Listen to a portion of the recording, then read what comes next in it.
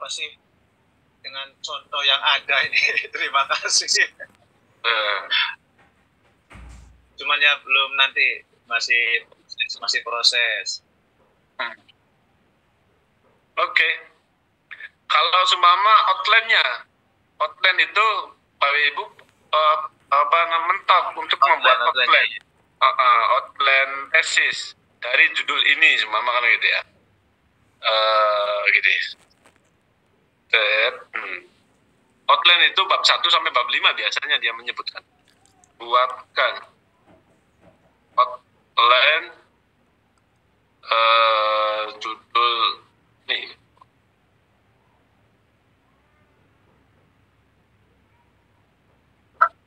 Outline basis bab 1 isinya latar, rumusan, tujuan penelitian, manfaat, kajian teoretik. Nanti bagian A bisa 2.1 kalau di sini pakai 1. Kalau umumnya sih pakai A ya biasanya. Kajian teoretik A besar. Nanti di sini A-nya konsep pendidikan Islam, biografi singkat, konsep Hadratus Syekh, pendidikan ilmu dan moral dalam Islam. Nah, ini kajian teoretiknya. Kemudian bab 3, metode penelitian. Semua pendekatan penelitian yang atasnya sumber kepustakaan, diberi riset dengan analisis deskriptif. Sumber datanya, data primer, karya-karya. Kayak saya ada al-alim wal muta'alim. Data sumber terkait pendidikan Islam moral. Yang analisisnya bab 4, analisis dan pembahasan. Isinya atau pemikiran Kiai Hasyim Asy'ari tentang pendidikan Islam. Yang bagian A kecil konsep pendidikan Islam, bagian B nilai pendidikan Islam dalam pemikiran. Kemudian bagian B besar, Hadratus sebagai fondasi keilmuan dan moral. A, pentingnya penghormatan kepada guru, ini implikasi. Yang bagian C, relevansi pemikiran dalam pendidikan Islam kontemporer. Di sini istilahnya implementasi nilai Hadratus Syekh, tantangan, peluang, dan penutup. A, kesimpulan, B, rekomendasi. Selesai untuk buat outline. Izin Pak dosen, itu kalau outline atau kerangka, bisa dikatakan kerangka mungkin ya? Bukan, kalau kerangka itu dia nanti ke di dalam proposal itu ada kerangka berpikir kan gitu. Kerangka berpikir itu lebih pada alur penelitian kita itu gimana sih dari teori kemudian ke objek penelitian, dari objek penelitian outputnya nanti menghasilkan apa, dari output menghasilkan penelitian itu nanti pembahasannya apa saja, nanti menghasilkan apa kan gitu biasanya gitu. Jadi dia nanti dibuat semacam bagan gitu, atau bisa dibuat metrik, semacam metrik. Itu Pak. Kalau ini lebih ke outline proposal. Kalau ini outline proposal itu biasanya outline proposal itu dia mengungkapkan juga yang nanti di bab 2 teori isinya apa saja, bab 3 metode isinya apa saja, di bab 4 hasil dan pembahasan itu isinya apa saja gitu. Kesimpulan hanya garis besarnya saja. Kalau ini outline ini kita pakai persis dari sini, cuman nanti kan mungkin untuk penguraiannya sendiri kita kan bisa dari buku, bisa dari kitab dan lain sebagainya, sumber-sumber teorinya. Berarti boleh ketiplak misalkan kayak gini gitu, bikin outline-nya. Iya ya, nggak apa-apa. Ini kan membantu kita ya untuk ini. Nah, tapi kita variasi sedikit gitu. Sumama kayak di dalam metode penelitian di sini kan. Jadi soal berkaitan tentang metode kan ya. Pendekatan kepentingan di sini liberatory research. karena kita butuh untuk wawancara juga, bukan hanya kajian pustaka kan gitu kan ya, maka kita tambah untuk pendekatan penelitiannya gitu. Kita tinggal ditambah kurang aja ya Pak. Oh ini tidak butuh nih, atau maksimal bila Pak, biar kaminya siap-siap gitu. Ini kan pertemuan kedua, 3, 4 itu sudah jenengan di lapangan semua kan, Bapak Ibu di lapangan semua. Nanti kalau ada yang udah beres proposal tesisnya, melaporkan itu. Nah nanti di tengah-tengah itu saya cek jangan lebih dari 40% plagiasinya. Apa plagiasi itu Pak? Plagiasi itu Ibu ngambil tulisan, nah kayak tadi kan kita praktek yang di ChatGPT itu ya, itu biasanya kalau kita langsung copy paste itu terdetek Bapak Ibu. ChatGPT itu hanya membantu saja, pelaksanaannya kita tulis sendiri gitu. Kita ketik sendiri walaupun sama. Ya jangan sama lah, bahasanya bahasa kita, bukan bahasa. Iya, sudah. Jadi menulis itu sebetulnya sama dengan berpikir ya.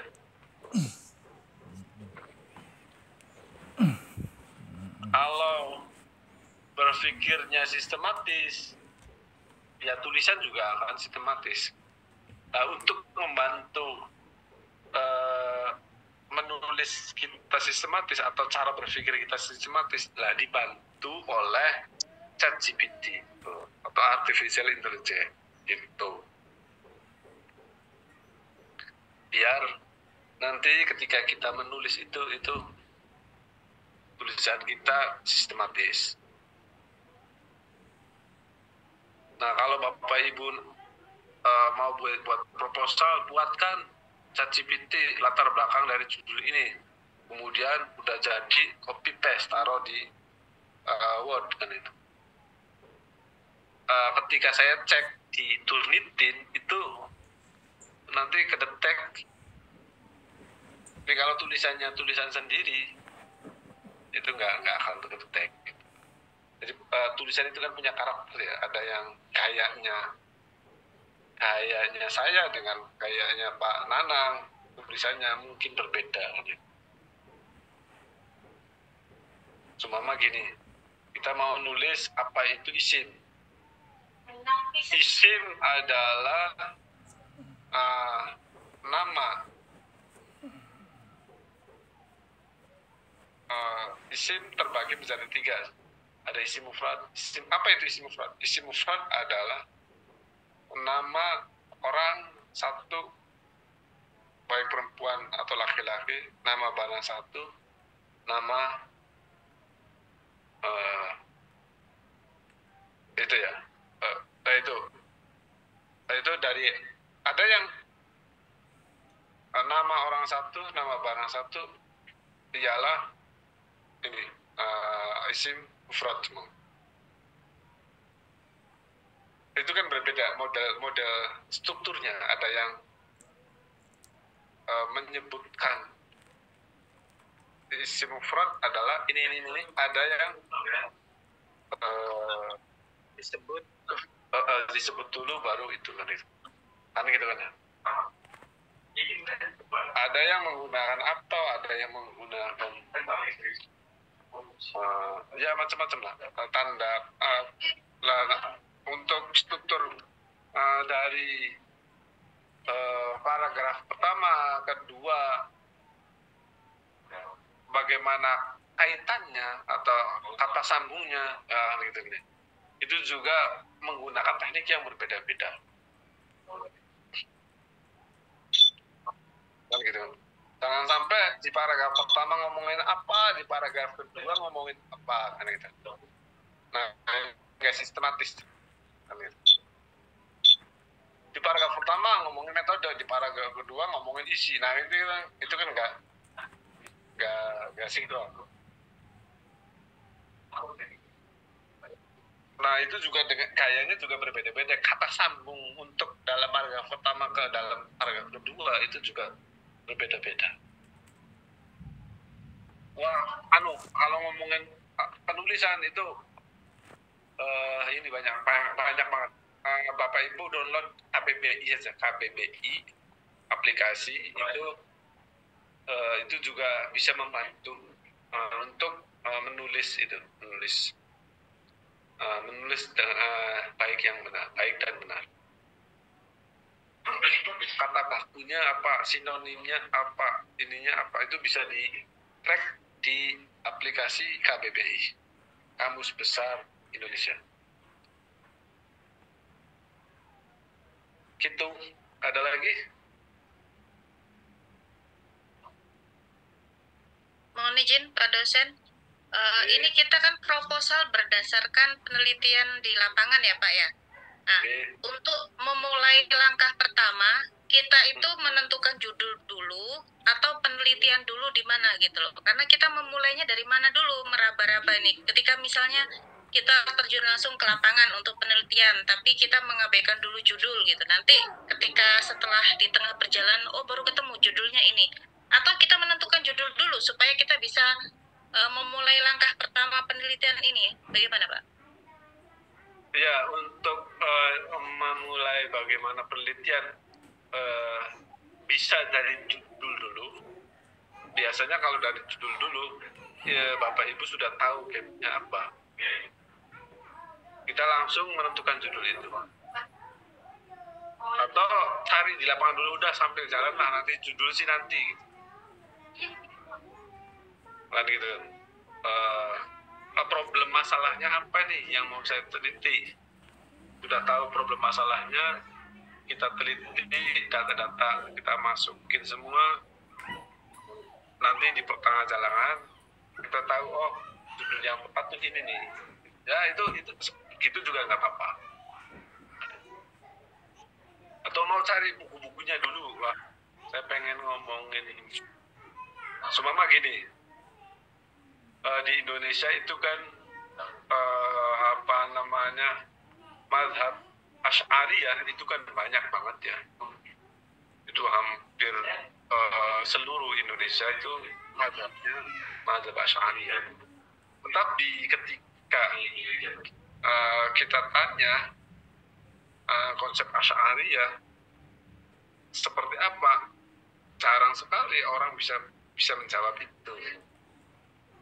Nah, ini kan tahu, berarti problemnya kan tahu. Sudah kita bayangkan, sudah tahu problemnya antara konsep dengan pelaksanaan itu tidak sesuai, tidak sinkron. Saya mau meneliti tentang itu, problem itu. Nah, maka Bapak Ibu cari yang pertama buku induk dulu tentang Asy'ariyah, mazhab Asy'ariyah. Seperti apa sih kalau ketika sudah ketemu 10 buku induk itu kita baca semua kan konsep Asy'ariyah, penerapan dan sebagainya. Baru kita menentukan judul yang ingin kita teliti gitu. Bebas Bu Inayah, bebas. Mau judul dulu, monggo, mau mau ke lapangan dulu meneliti. Kalau penelitiannya lapangan, kalau penelitiannya literatur review, literatur book, itu cari buku-bukunya dulu kan itu, baca dulu semuanya, nggak apa-apa. Nah ini berarti, sih kita proposal bebas ya Pak ya, mau lapangan atau literasi, library perpustakaan boleh ya Pak ya? Ya boleh. Makasih Pak. Izin Pak dosen mau tanya. Ya. Gini Pak, oke tadi bisa digarisbawahi lebih baiknya mencari masalah dulu ya. mencari persoalan yang mau ditelitinya dulu. Untuk supaya tidak terjadi, saya waktu pengalaman waktu skripsi itu proposal jalan, kemudian sampai ke bab 4 kalau nggak salah. Dan dosen pembimbing justru masalahnya kita teliti data-data, kita masukin semua, nanti di pertengahan jalan kita tahu oh judul yang tepat tuh ini nih, ya itu gitu juga nggak apa-apa. Atau mau cari buku-bukunya dulu, wah saya pengen ngomongin seumpama gini, di Indonesia itu kan apa namanya mazhab Asy'ariyah itu kan banyak banget ya, itu hampir seluruh Indonesia itu mazhab Asy'ariyah. Tetapi ketika kita tanya konsep Asy'ariyah seperti apa, jarang sekali orang bisa menjawab itu. Nah ini kan tahu, berarti problemnya kan tahu, sudah kita bayangkan, sudah tahu oh problemnya antara konsep dengan pelaksanaan itu tidak sesuai, tidak sinkron. Saya mau meneliti tentang itu, problem itu. Nah maka Bapak Ibu cari yang pertama buku induk dulu tentang Asy'ariyah, mazhab Asy'ariyah. Seperti apa sih kalau ketika sudah ketemu 10 buku induk itu kita baca semua kan konsep Asy'ariyah, penerapan dan sebagainya. Baru kita menentukan apa namanya judul yang ingin kita teliti gitu. Bebas Bu Inayah, bebas. Mau judul dulu, monggo, mau apa namanya mau ke lapangan dulu meneliti, kalau penelitiannya lapangan, kalau penelitiannya literatur review, literatur book itu cari bukunya dulu kan itu, baca dulu semuanya nggak apa-apa.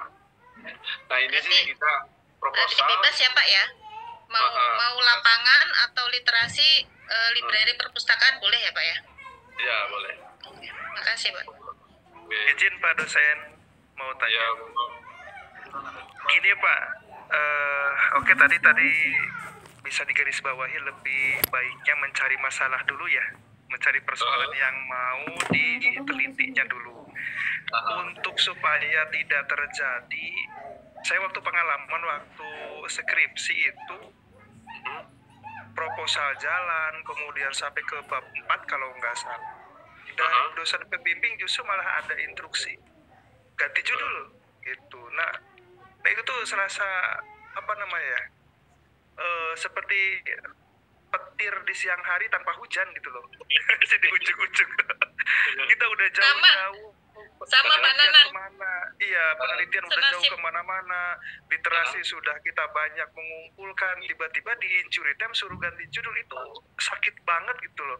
Supaya tidak terjadi itu tuh apa namanya, kita berdarah ya Pak Nanang. Iya, konsepnya itu harus seperti apa gitu. Apakah memang kita waktu itu memang S1 itu diarahkan supaya kita tuh seperti itu, supaya sakit dulu di skripsi mah gitu, atau mungkin nanti di tesis mah tidak seperti itu, saya kurang paham tuh. Gimana nih Pak dosen? Ya terkait untuk ini ya pembimbing akademik, judul yang kita sudah buat matang-matang di dalam proposal, kemudian tiba-tiba mereka memutuskan untuk itu kan. Nah makanya ini kan biasanya hal semacam itu bisa terjadi itu karena tidak sesuai dengan judul yang kita teliti, dengan dosen pembimbing akademik tidak sesuai dengan background penelitiannya gitu. Umpama kayak gini, Bapak Ibu menyinggung bagaimana pendidikan hari ini itu berbasis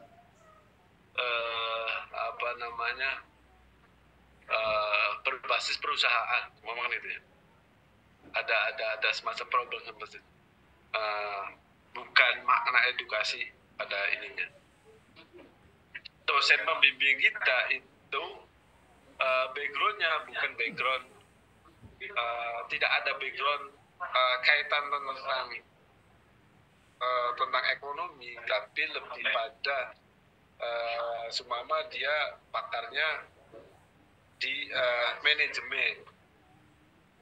Nah, maka biasanya pembimbing akademik akan mengarahkannya ke manajemen itu. Biasanya dari awal ya. Harusnya dari awal untuk menentukan itu. Nah, di kampus-kampus itu biasanya kita mengajukan yang akan menjadi pembimbing akademik kita itu siapa kan gitu. Karena yang tahu penelitian kita ya kita kan gitu. Yang tahu ini nanti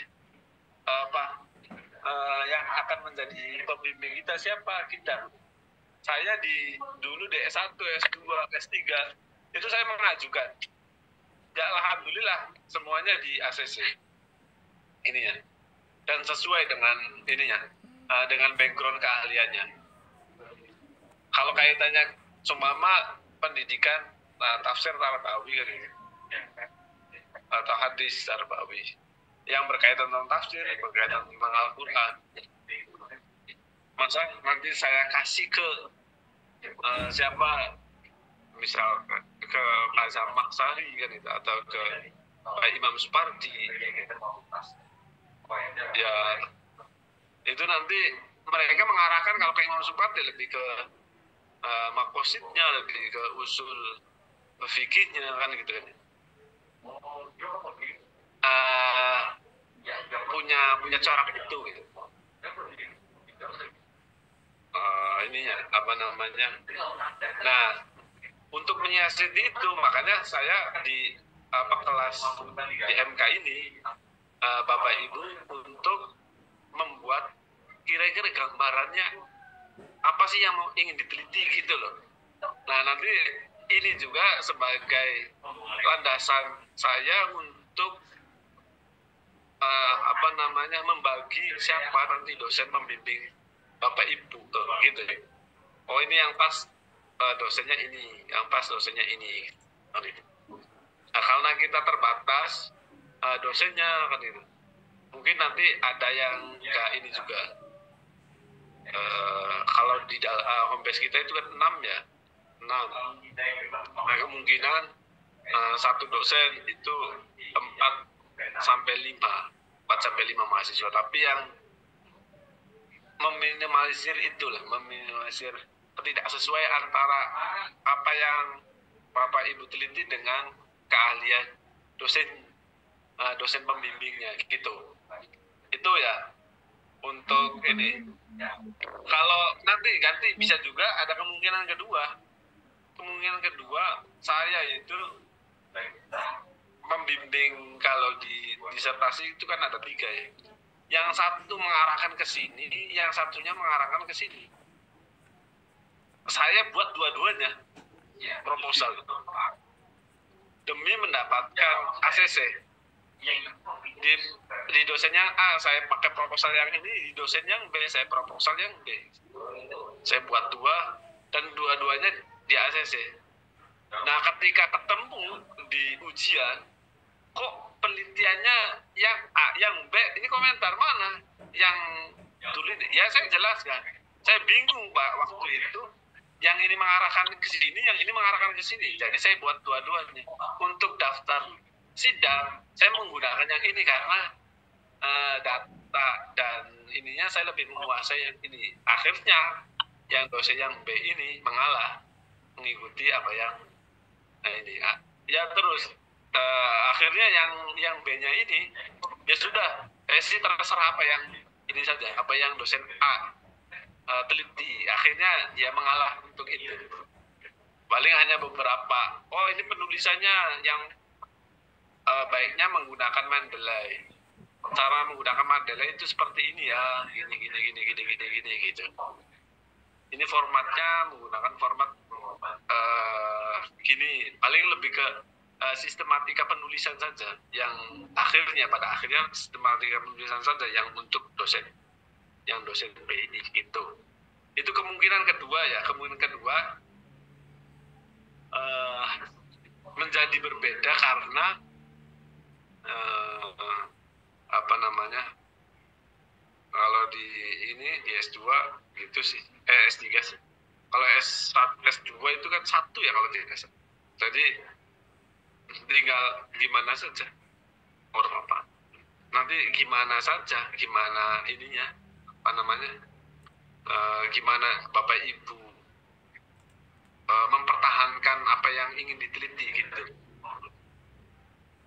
Alasan-alasan kenapa harus ini, implikasinya, data-datanya dan sebagainya, sumber-sumber gitu Bapak Ibu. Nah, proposal yang nanti dibuat Bapak Ibu juga, insya Allah nanti saya minta bantuan teman-teman yang konsentrasinya di PAI gitu, untuk menyesuaikan teorinya, metodenya gitu.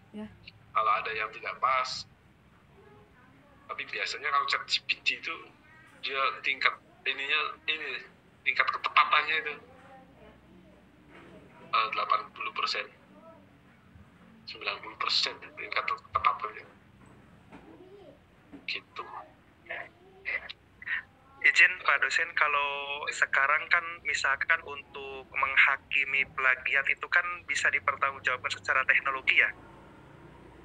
Iya. Kalau dulu itu kan, kalau pas bimbingan, ini kamu plagiat sekian persen, asal ngomong gitu aja udah gitu. Jadi sekarang mah nggak mungkin terjadi seperti itu mungkin ya. Iya, nanti saya tunjukkan hasil ininya, hasil Turnitin-nya saya tunjukin. Kalau untuk apa namanya, kalau ini kan proposal ya. Kalau nanti untuk ke depan sih ada bagiannya untuk Bapak Ibu kalau mau cek Turnitin bab 23 ke siapa, ke Khalil Behaki gitu. Nanti beliau yang bagian ngecek ininya, tulisan Bapak Ibu. Kalau yang ini saya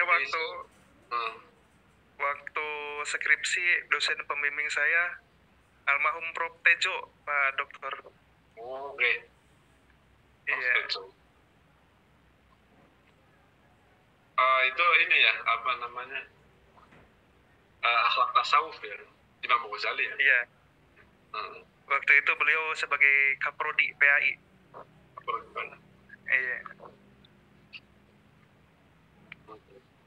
Iya, saya kenal Prof. Tejo. Itu ayahnya Naim. Iya.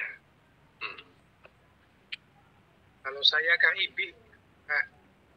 Oh, Kang Satibi. Iya, Ibu Satibi. Iya. Sama Bapak Abdul Rahman. Yaitu yang dosen yang satu ini harus miring, yang satu lurus aja. Jadi saya bingung. Sampai berapa kali pencetakan itu gara-gara tulisan itu. Yang terjemahan Al-Quran umumnya kan miring ya. Saya bentuk miring.